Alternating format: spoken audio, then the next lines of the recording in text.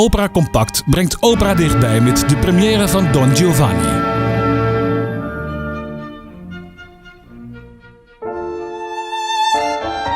De Staatsopera van Tartarstan brengt de opera-klassieker Carmen. Ons Limburgs gezelschap Opera Zuid brengt A Midsummer's Night Dream, een betoverende operaproductie. Philharmonie Zuid-Nederland komt met het pianoconcert Mendelssohns Schotse Hooglanden, het traditiegetrouwe Vosterloven-concert, de Matthäus Passion en de all-time favorites van de klassieke muziek Dvorak's Nieuwe Wereld naar Venlo. Ook bieden we gratis busvervoer naar 2 prachtconcerten in Muziekgebouw Eindhoven.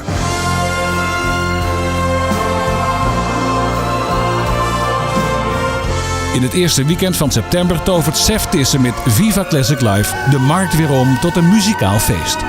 Rond de kerst is het genieten van het prachtige Viva Classic kerstconcert in het theater.